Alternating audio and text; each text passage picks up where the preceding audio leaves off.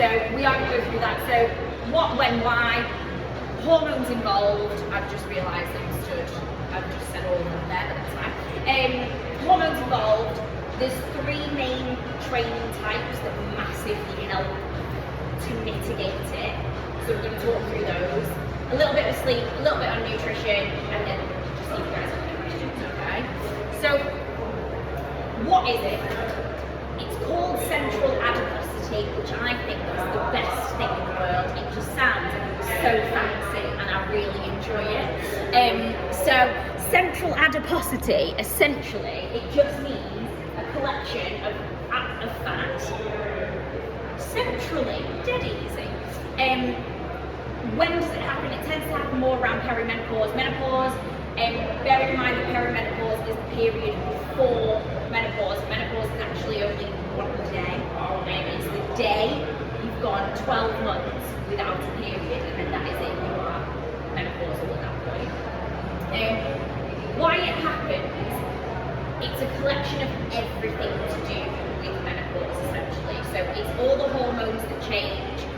We essentially down-regulate some hormones and then up-regulate some others to almost compensate, and as a result, that imbalance, that compensation, causes all the menopause problems, the symptoms, and then causes the collection in stored fat mass. The other thing is, and this is where a lot of research is starting to happen, because we don't fully know the extent of the hormone impact. One hormone doesn't just impact one thing, it impacts a whole range of things in the body. We're not entirely sure what that extent is yet, because most of the testing is done on men and they don't have to go through it. But also other symptoms tend to impact it. So when we think of, I'm going to talk to you a little bit more about it in the next slide, but when we think of central adiposity, middle-age spread, a lot of it is focused on the fact that one of your estrogen hormones drops and the another one rises.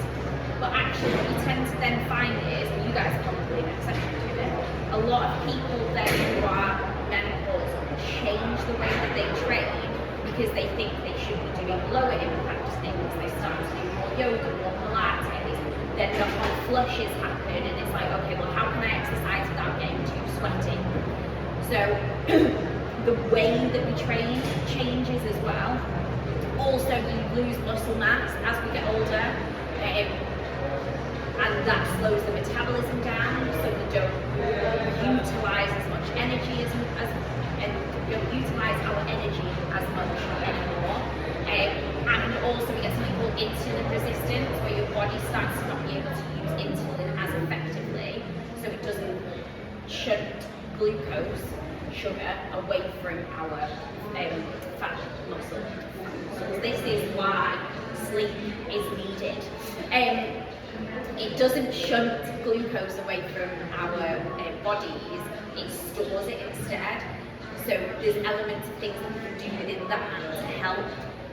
Also, what you tend to find is, as soon as someone tries to lose weight or lose body fat, they go, all right, when did I last have a body that I wanted? And you go, when I was 20.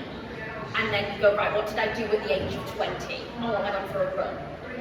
So you try and do what you've done before that's worked, but actually you can't replicate what you can't recreate.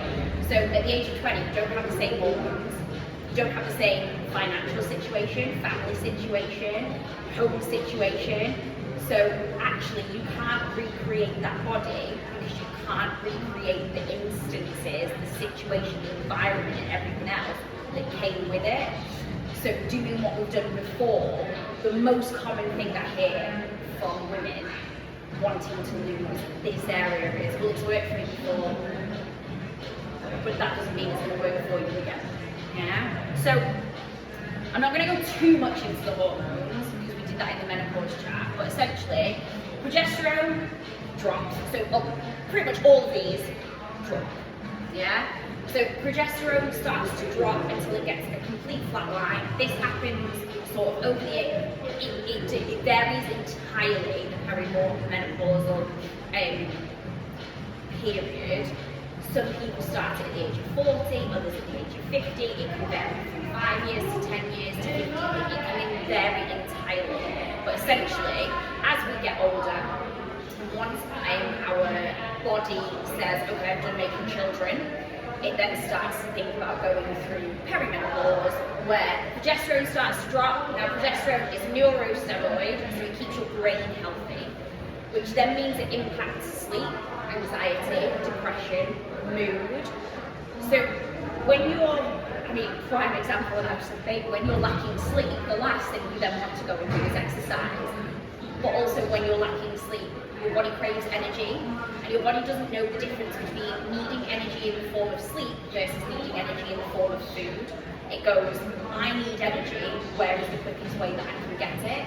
And a lot of the time, the quickest way to get that is high calorie, high sugar, high fat food, because that gives you energy. Actually, it might just be that you're tired. Also, when we're low in mood, the last thing you want to do is, I'm gonna get my steps in. I'm gonna get my steps in. So massive impact. Now this is the main one. So estrogen 2 versus estrogen 1. One of them down-regulates, so you start to see a massive decline in one of them. The other one, as a result, is a much weaker form of it.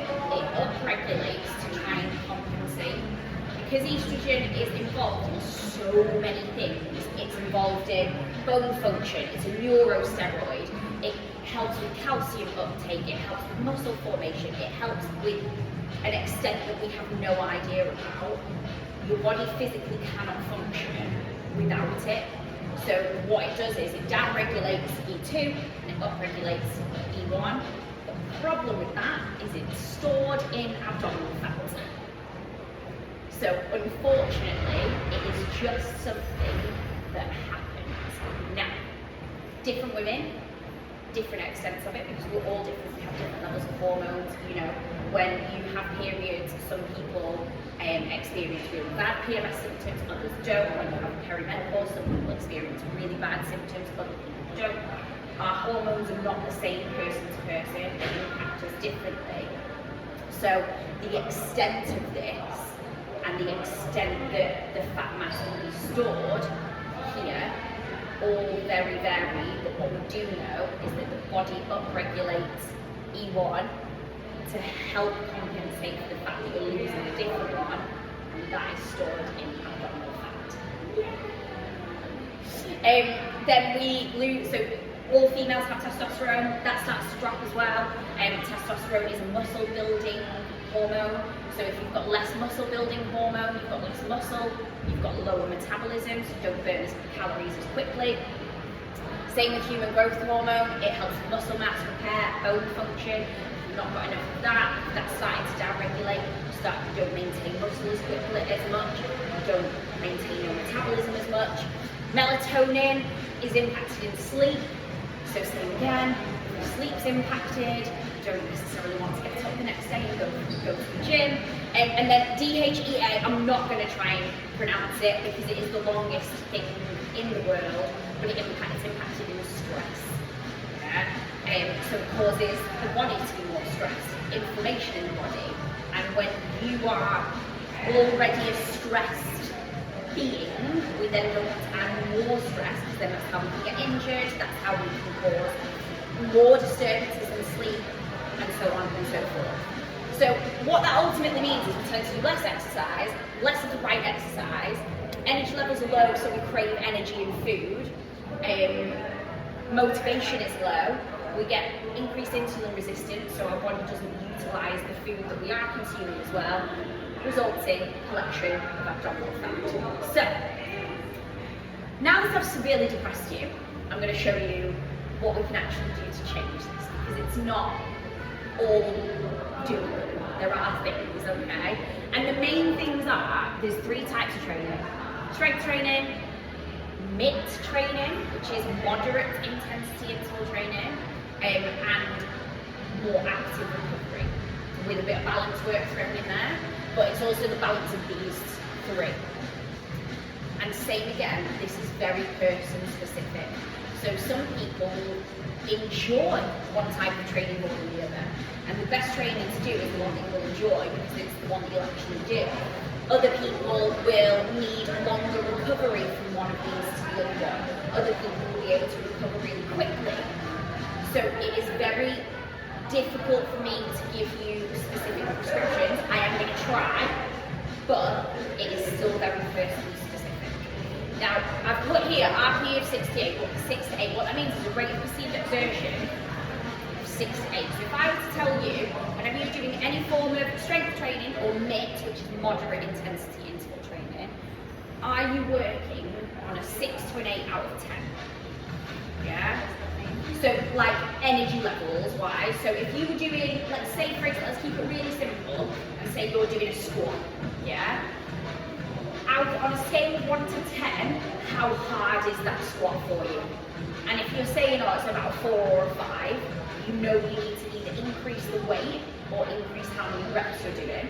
If you're saying it's a 9 or a 10, you need to reduce it a little bit. Yeah. Same with, let's say you were doing running intervals, and if I came up to you and I said, right, scale of 1 to 10, how hard are you working? You're like, I'm 10 out of 10. We need to reduce it down a little bit. If you say, oh, 4 out of 10, we need to increase it. So you want to be 60 to 80% of your max effort, essentially, for strength training and moderate intensity interval training. Active recovery is active recovery. We forget about it. Yeah, I'm going to go through each of these in a little bit more detail. So, strength training, why? First and foremost, because the estrogen drops, yeah? We get a reduction in muscle mass, we get a reduction in bone density. So we want to increase our muscle mass so that our metabolism stays nice and high, so that our bones stay nice and secure. Like I said, higher muscle mass, it's safer, higher metabolism, and a higher metabolism means you burn more calories at rest. So you're more likely to burn more fat at rest. Get rid of this at rest, yeah? Also just helps with sort of like balance recovery, general brain health, but same again, this 6 to 8 RP keeps cropping up. 60 to 80% of your max effort helps with insulin resistance. It helps your muscles to take the glucose out of your blood and use it, rather than it storing. So actually, working at this effort level is not only helping you to build muscle, but it's also helping you to remove some of the sugar from that's running around your body that could be stored as fat, and actually utilize it or store it in your muscles instead. Yeah, so this is the key here. So what does that actually look like? We say functional because functional is like a hip word, but all that functional means is it's relevant to day-to-day life. Yeah, so a deadlift, you're picking stuff off the floor. A squat, you're sitting down in a chair. You know, a shoulder press, you're putting something up overhead. A twisting movement, because we don't always walk like this in our life. You know, we twist and things like that. So, is it relevant to day-to-day life? Because then that means is, one, you're more likely to use those muscles in day-to-day life as well, so we're making it stronger and easier for you as we age. But also it means that those muscles are working in day-to-day life as well. You're increasing the amount you're using your muscles, you're increasing how much you maintain your muscles, you're increasing your metabolism. Efficient, something is better than nothing. So doing 10 minutes is always better than doing nothing. And I think this is where a lot of people get really hung up about it, in that the only way I'm going to make relevant changes is if I'm in the gym 4 times a week for 60 minutes. No.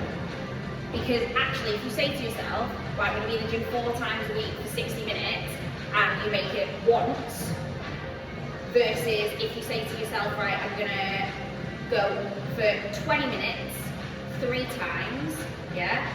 You've done the same amount, but actually you're starting to then build habits, because then the following week, you're already in the habit of going 3 times. That 20 minutes might turn into 25 minutes. That 25 minutes might turn into 30 minutes. And before you know it, in a month's time, you're actually a lot further along than saying, I'm going to go for 60 minutes 4 times this week, and then moving on with it. Yeah? Something is always better than nothing. And then there's an element of power and plyometrics in there. So power work is sort of like your cleans, your kettlebell swings, anything that requires a load with some speed, if you like. So a clean, a push press, what else? Kettlebell swings and just like that. Yeah, so anything power-based, but also plyometrics, like jumping on a box, squat jumps, burpees, everybody's favourite, love burpee. It helps with balance, slips, trips and falls, but it also gives you a bit of a neuromuscular connection, and the more we can connect the brain to the muscles, the better, because the more they will turn on. Yeah, and the more we can turn muscles on, the more muscle we get, the more muscle we maintain, the higher the metabolism, the more calories we burn at rest, the less it collects here. Yeah? Whilst there's only a couple of you, if you have questions as we're going through, just ask, it's not a problem. So the exact prescription for this, we say about 8 to 10 reps, that helps with increasing human growth hormone, which helps to increase your muscle mass or maintain the muscle mass that you have. Sets, 2 to 3 if you're a beginner, 4 to 6 if you're postmenopausal. It varies, person dependent. If you ask me to do 6 sets of the same exercise, I'd probably want to hurt you because I'd get really bored. So same again, it's what are you actually going to do? But the main thing is, it's that RP of 6 to 8. So if that first set was, you were working at 40%, it was a warm-up set, that doesn't count. The next 2 to 3 sets need to be 60, 70, 80% of your effort. Don't need to go higher than that. We definitely don't want to go lower than that, because then we're not helping to upregulate some of those hormones. We're not helping to build that muscle mass. We're not helping to combat. Yeah? And then the frequency, it depends entirely on who you are. Some people will do 1 weight training session a week and it'll take them a week to recover. Others can do 3 and they're absolutely fine. Very person specific, but roughly 2 to 3 times per week is enough to help with the human growth hormone, upregulating testosterone, upregulating those hormones that are going to help you build muscle. Yeah? The exact prescription, 8 crops up in research, meaning 8 exercises. So, you might do 2 upper body, 2 lower body, 2 core exercises, and then 2 compound exercises where you put it all together. It crops up, but same again, the research very, very minimal. We're not entirely sure why, but it is in there. But same again, something's better than nothing. It's much better for you to come in and do 4 exercises than do none. And then there's ways to increase the weight of the exercise without actually picking up a heavier weight. Because I think that's the other thing that sometimes as we get older and as women, we tend to not want to go and lift super heavy weights, or there's a bit of a stigma around it still. By the fact that you guys are already coming here, there's probably not that stigma with you guys, but around women in general, and especially as we get older, there is a stigma around lifting heavy weights, or it becomes, oh, I go to yoga, I go to Pilates, I do this, I do that. So there's ways to increase the weight without actually going and picking up heavier weights. And that's by doing offset stuff. So you might have a 6 kilo on this side, you might have a 2 kilo on this side, and then you'll swap. So your body's having to balance you, which actually increases the intensity of the weight on your body without actually having to lift heavier weights. It might be that rather than doing, let's take a shoulder press for example, rather than doing it like this, you might do it single-sided, or you might do it offset, so one leg. So your body has to balance a little bit more, yeah? Because what that does is it turns on more muscles, because your body's then having to do more. Rather than being here, your body's having to make sure that you don't fall over, so that your glutes start to switch on a little bit more, your core starts to switch on a little bit more muscles, or higher, you maintain muscle mass a little bit more, higher metabolism, etc., etc., etc. Perturbation, which I just think is an excellent word, it just means like off balance. So rather than pressing like a dumbbell, you might press a kettlebell instead because it's imbalance, or you might have a bar and you detach kettlebells to the end, so actually if you don't lift it evenly, it'll wobble you. It just means wobble, essentially, but I really like that word. Perturbation, that's the word of the day for you guys. Loaded mobility work, so whenever you're doing anything mobility-wise, you're stretching, hold a weight whilst you're there, there's ways to increase that. Single-sided, like I said, supported, unsupported. If you take, for example, a single leg, stiff leg deadlift, so stiff leg deadlift is there, single leg, you can do it from there. You might want to do it unsupported or supported, so you can hold onto a wall or not hold onto a wall. You may want to add a balance element into it. She says falling over, supported, not supported, yeah? And then, like we said, plyometrics, because plyometrics, as we age, we've got various different muscle fibers. You've got, off the top of my head, I can't remember, it's either 3 or 4, 3, I think. Muscle twitch fibers. We tend to lose the fast twitch ones, a certain type of them, a lot quicker as we get older. Whether that's because we don't use them as much, whether that's because the body does. We're saying again, we're not 100% sure, but plyometrics helps to increase the fast twitch muscle fibers. And same again, more muscle, we maintain that muscle mass, the higher the metabolism, the less body fat we collect, and also the better that insulin resistance. So plyometrics is a really good way to add into your cardio. I hate cardio. I hate it with a passion. If you ask me to go for a run, I will want to punch you in the face. Yes. But ask me to jump on a box over and over until I get sweat on, yes, thank you. So that's essentially plyometrics, jumping things, yeah? I don't run. The only time I run is if it's sunny outside and I can feel like I'm getting a tan. Other than that, not a chance in hell. Yes, I did a half marathon once and I enjoyed that because they give you jelly babies as you run around. I'm like, sorry, exercises with snacks. Yes, please. So that's your strength training, then we move to cardio. Cardio training you do want to do because as we get older, same again, cardiovascular disease poses a real risk postmenopausal, more so to postmenopausal women than it does to men of the same age, which I found really, really bizarre because we tend to think cardiovascular disease, it happens a lot more to men, and up until a point it does, and then once we hit postmenopause, women take over, you know, the badge of honour that we really want. It helps with insulin resistance again, it helps the body learn to utilise glucose rather than storing it. Also, it is a very good way of just burning extra calories. We burn a lot of calories, we burn more calories doing cardio than we do strength training in that moment.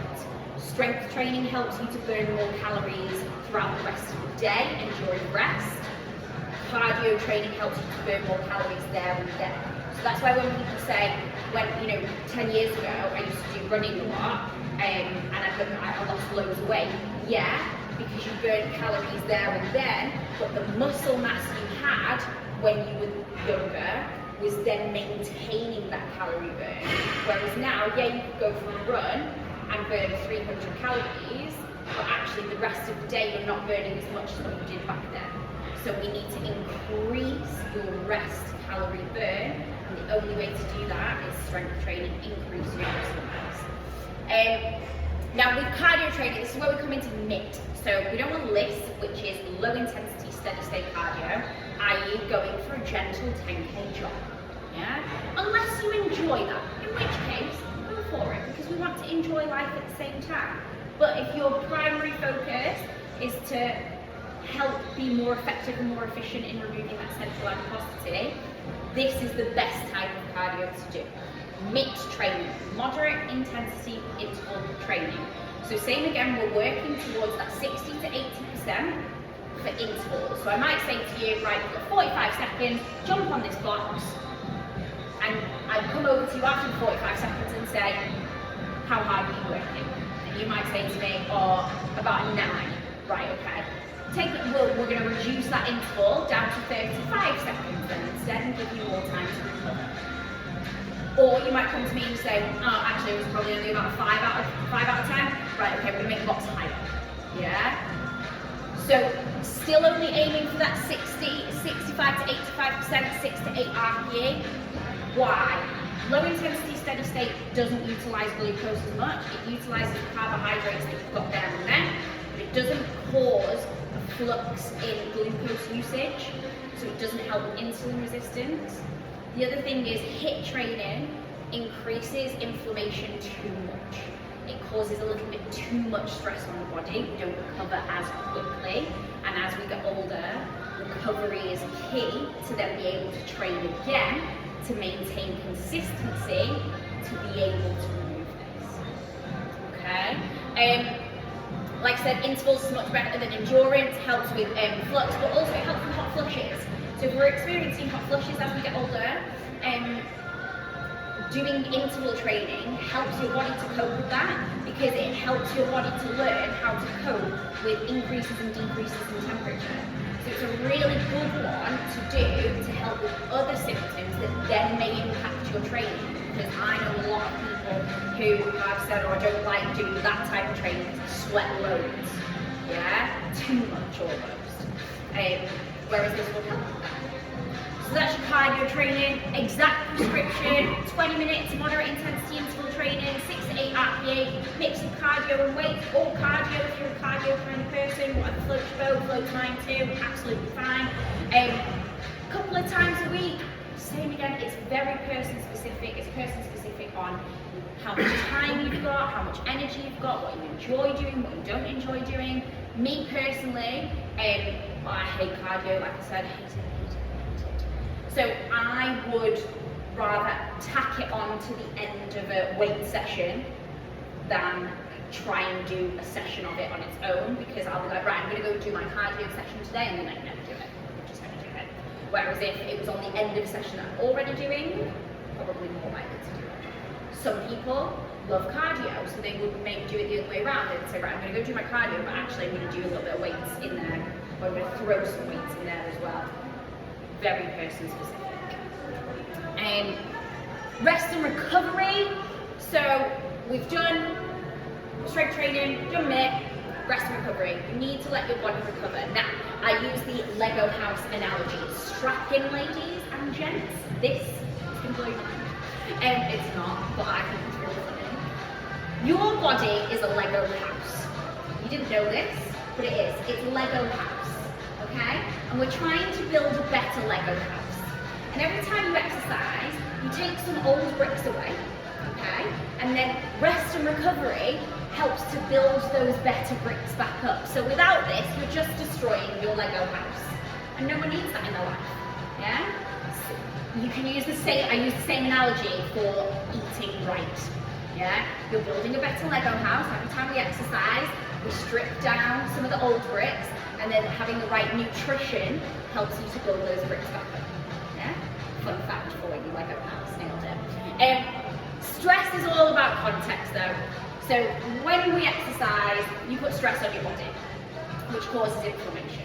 Some stress is good, some stress is bad. Chronic stress, bad. So if you are already a very stressed human, yeah, high stress job, you know, struggle with fatigue, don't sleep very well, to then try and say to you, right, okay, you need to be at the gym 6 a.m. 3 days a week, is only going to add to your stress. It's only going to cause more inflammation in your body, which is then going to have a detrimental effect. So it's getting the balance of that right,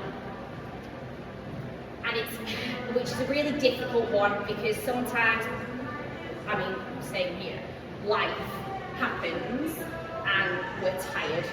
Now, are you tired because your body, your brain, you as a person as a whole are under some chronic stress? Or are you tired because you just can't really be bothered a little bit?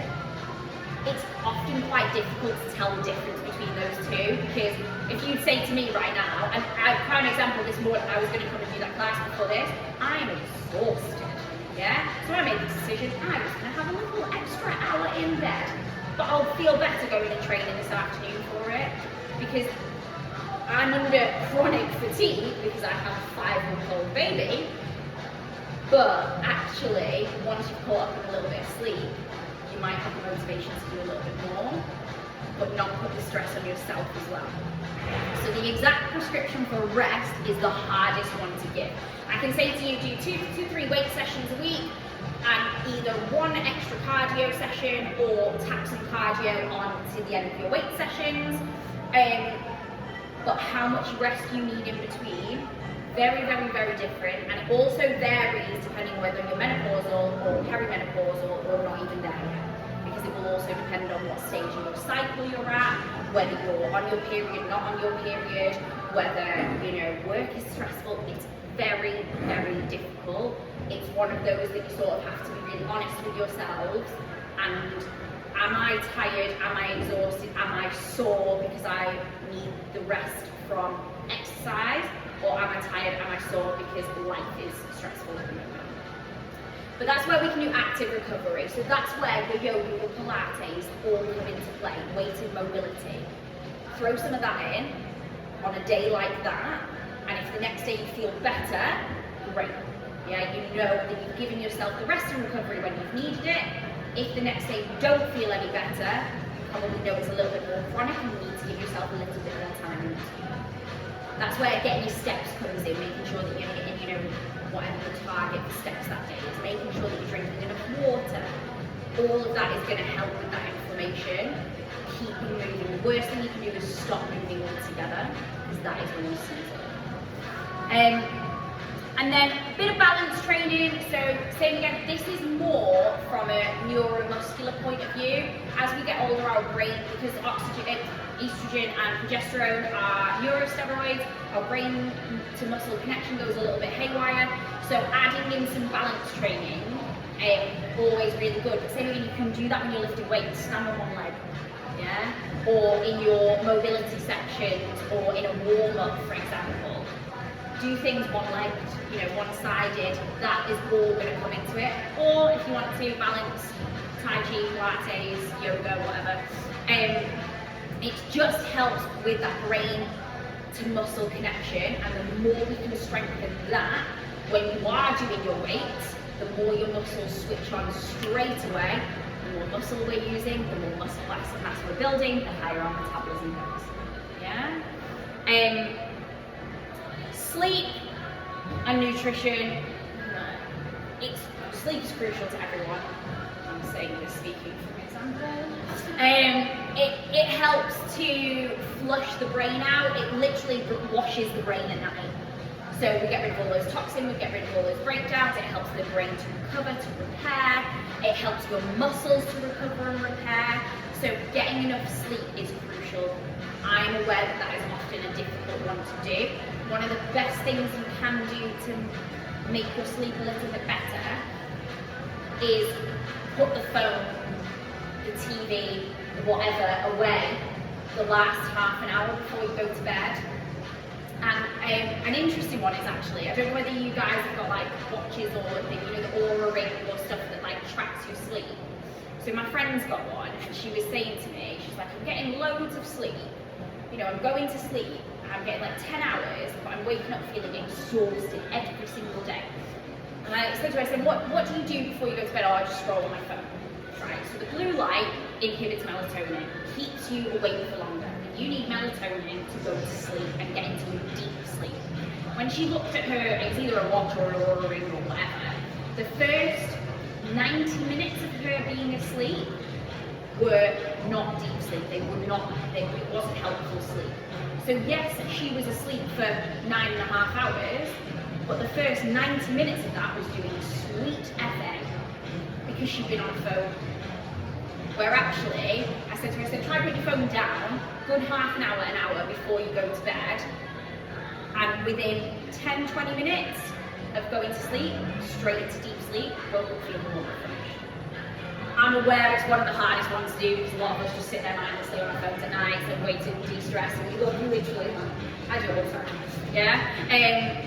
But if you're struggling with sleep, one of the best sleep hygiene things to look at is what are you doing in that half an hour before bed, and if it involves a screen, get rid of it. More than likely your sleep will improve, or the quality of your sleep will improve. Because a lot of people think, oh, I just need more sleep. Actually, the quality may just need improving because we can't often get more quantity. And then, so this is where I might open a bit of a can of worms. Intermittent fasting, have we heard of it? Do we do it? So, this is where a lot of women come to me and they're like, oh, should I try intermittent fasting? The research is based on men. And they do not have the same hormonal fluctuations that we have. And from a central adiposity point of view, our bodies need to utilize glucose. Our bodies need to utilize the glucose that's in our system into our muscles to get rid of it so that it doesn't store as fat. The way to do that is to better utilize your insulin. And what the body needs for insulin to be better utilized is a flux in glucose, i.e. eating something, let it drop, eat something again, let it drop, eat something again, let it drop. Intermittent fasting does not support that because you're saying I'm only going to eat between 12 and 6, for example.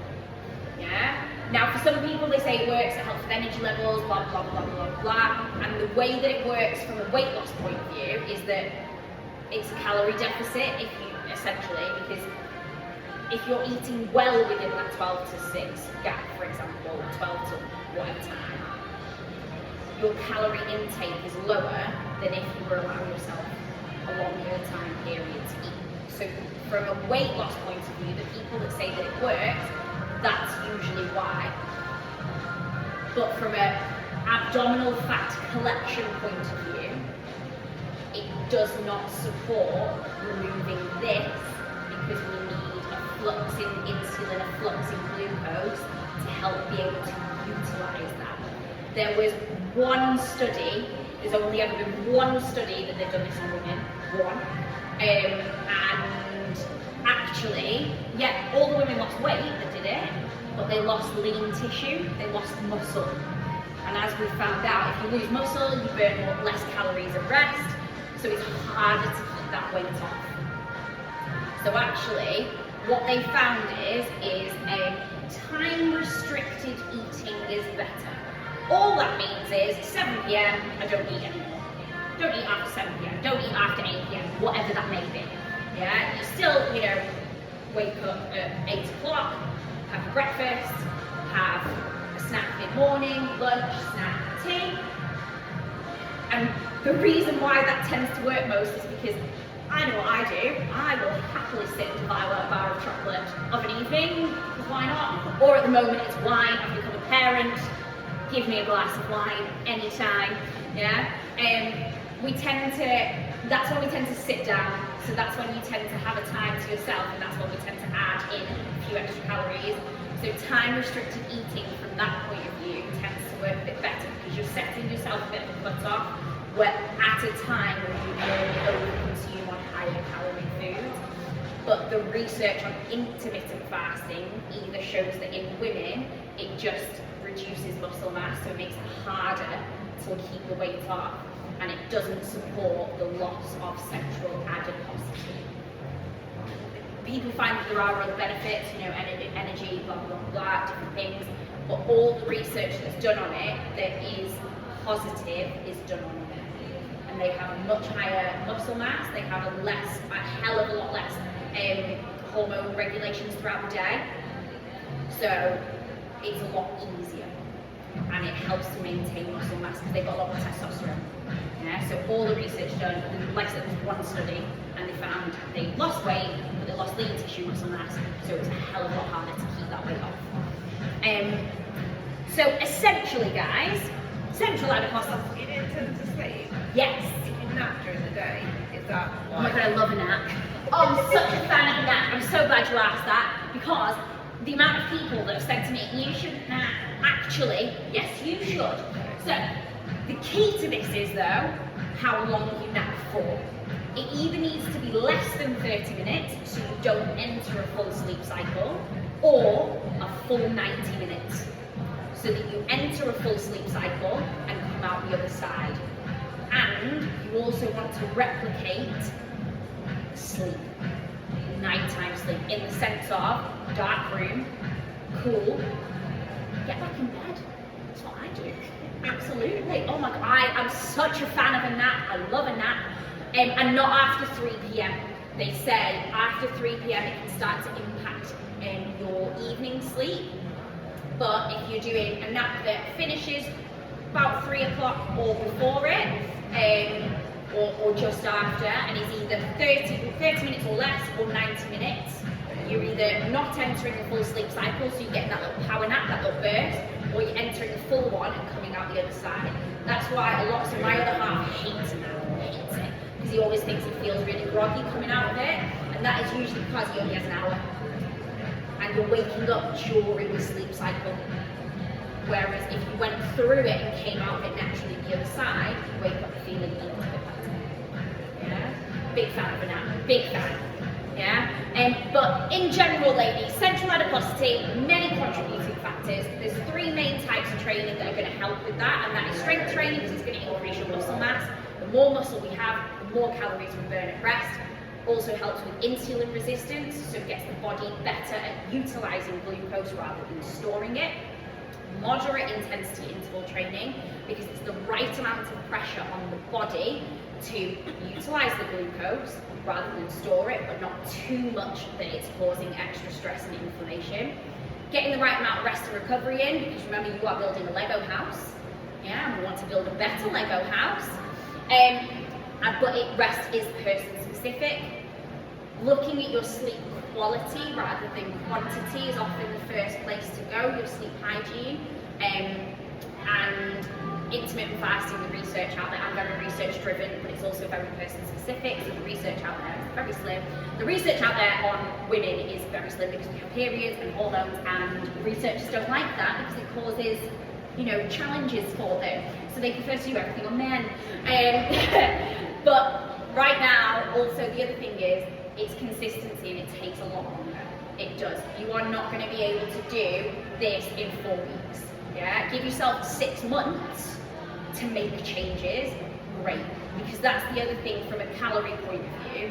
If you, from a nutrition point of view and an exercise point of view, if you do too much exercise and don't eat enough, you just lose too much muscle mass, and then it becomes detrimental.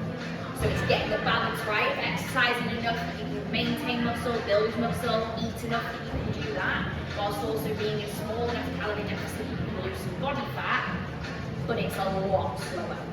And it needs to be, otherwise you're just ruining all your progress. So rather than saying 6 weeks, give yourself 6 months. Any questions, ladies? Or gent?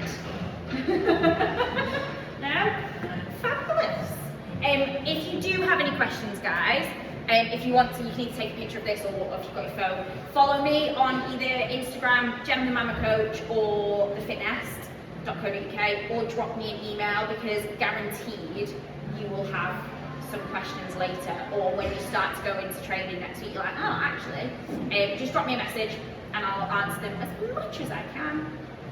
But yeah, words of the day: perturbation and central adiposity. Roll with it. And don't forget about your Lego houses, and we're all good. Other than that, well done, ladies. Thank you very much. No worries.